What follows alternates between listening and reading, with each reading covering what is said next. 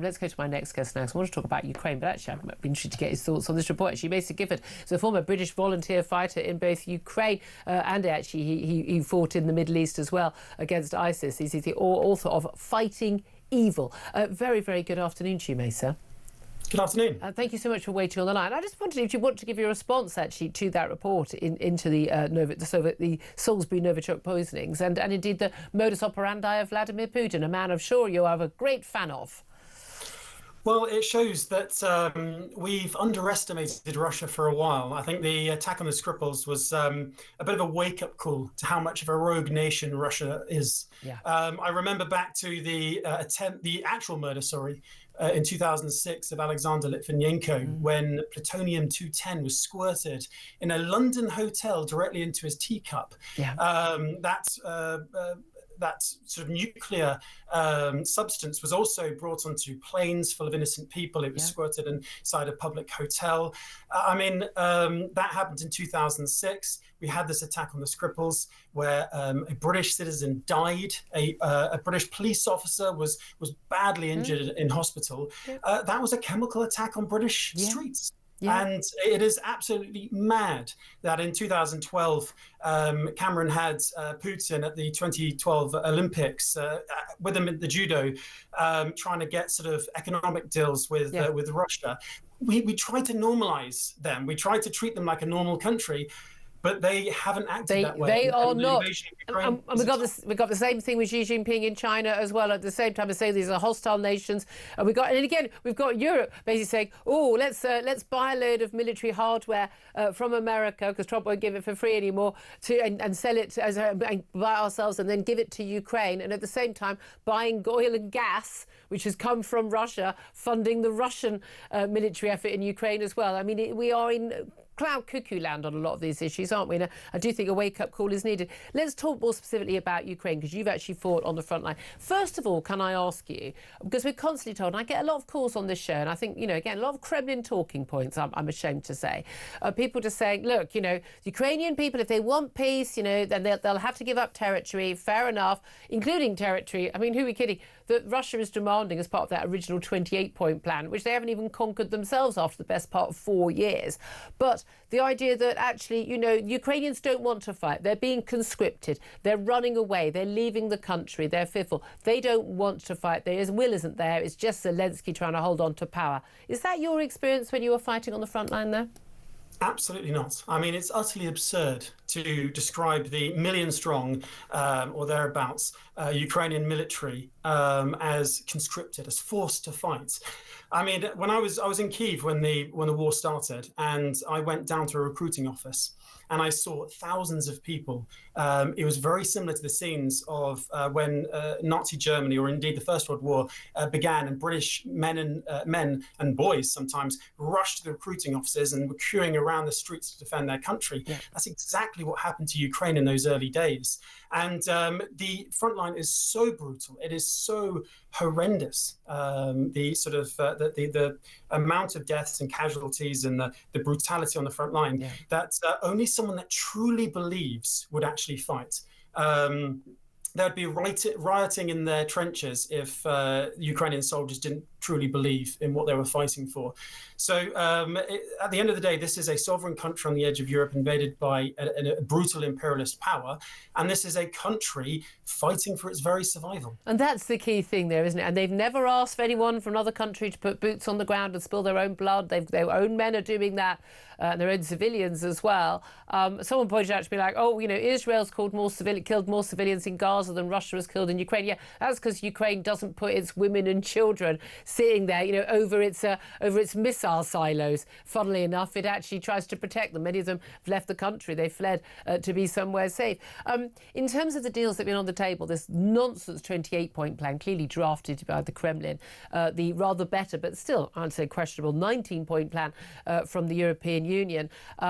In terms of all the deals, all the talks, Witkoff and Kushner heading off to Moscow, and then there's going to be more talks in Florida today and over the weekend.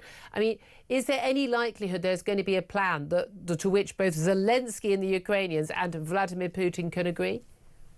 Well, I mean, the original document drafted by the Russians themselves, effectively was a surrender document. It was the kind of thing that you would force on a defeated power, not one that has not only booted you out of Kyiv, but also Kherson, a place that I fought in, and currently has your army, your so-called Grand Army, advancing at literally the pace of a snail.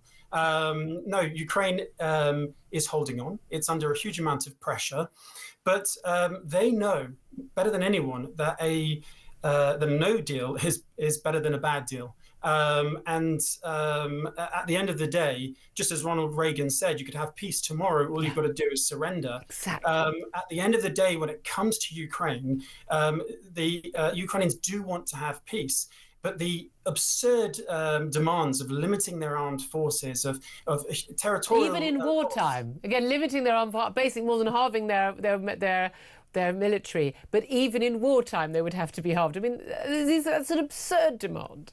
It's as I said, I think it's a Russian attempt to belittle the Ukrainians, to make their own people feel that they've won and they've defeated the Ukrainians. They've achieved their objectives of so-called denazifying the country, despite the fact that no political party within the Ukrainian party is right-wing, as far as I'm concerned, and the president himself is Jewish. I mean, this is a democratically elected country. It stands higher on the anti-corruption indexes than Russia does. Yes, exactly. Vladimir Putin has killed all his opposition politicians, and at the end of the day, as they've attacked us in the past on our streets in Britain, we've woken up to this reality where Russia has invaded Ukraine and now threatens all of Europe. And what we really should be talking about now as well is boosting our armed forces, giving money to MI5 to properly track Russian agents in the UK, and become incredibly serious about our own safety. Well, indeed, we've talked an awful lot in the last week or two about threats to this country and whether or not we should be, especially if there's some of the saber rattling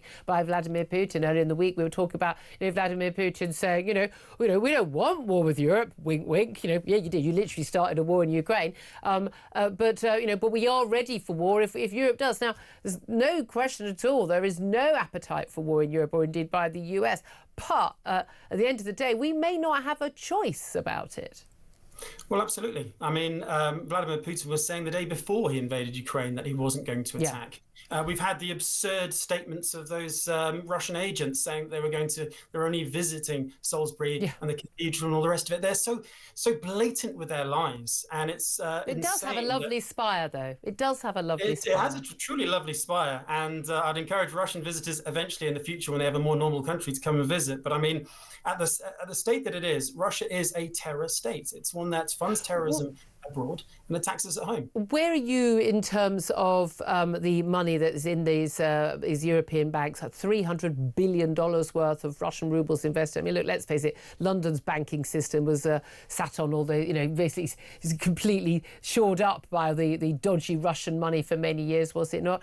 But basically the idea that money should be seized, not just frozen, but seized and used to help Ukraine and help in that war effort. But threats from Medvedev, former Russian president, close ally of Vladimir Putin, not in the regime now, but basically saying that would be an act of war. Well, I do think we should be funding Ukraine in that way. I mean, at the end of the day, we have lost America as a partner. It's given up its position as the leader of the free world, as far as I'm concerned, and lost a huge amount of soft power as a result of that. And Britain and Europe really do have to stand up. And we have to, as you said earlier, about the absurdity, about the sort of attempts of Europe to cozy up to Putin for many, many years, weakening our position and making ourselves completely reliant on their gas. We now need to start waking up to the reality that Russia is a threat to us, and that the world of the future is very violent and very chaotic. And unless we start investing in our armed forces and in our security, we will suffer terribly in the future. Yeah, again, people say, look, this is our money, we shouldn't be spending abroad. This is an investment in our future as well, is it not? Mr Gifford, thank you so much for joining us. Former British volunteer fighter in Ukraine, author of Fighting Evil, fabulous book.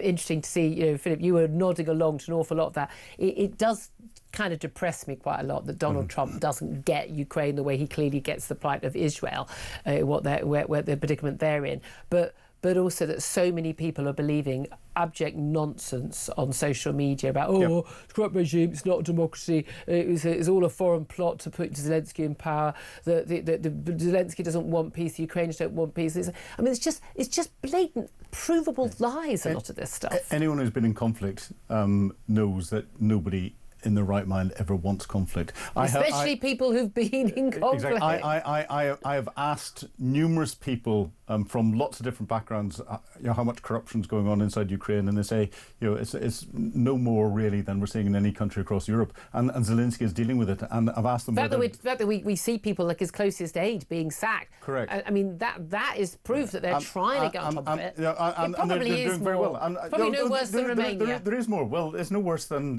what's going on in this country in many cases, and other countries around Europe. I've seen lots of it there, and therefore people are trying to fly that as a flag to try and undermine Ukraine. A lot of the bots that are behind it, the stories that are coming out, are Russian supported. And we have to recognise that if Putin gives up this conflict, the war stops tomorrow. If Zelensky gives up the fighting, then Ukraine ceases to exist, and the country and the people of the country will be further murdered and raped. And that's literally because Russia has done that. That is what Russia does. That's what Russia does. Again, and I always say people again, it's just the idea that Ukraine would fight for the best part of 4 years, lose all those men, and then go, absolutely fine. But Putin will then come back. Putin will then come back for more, and that more will potentially have the individuals in this country having to be conscripted and go and fight them on the front line. So the Ukrainians are stopping that happening. We need to support Ukraine. Absolutely. Thank you very much, Dean. Love to hear your thoughts on all of that.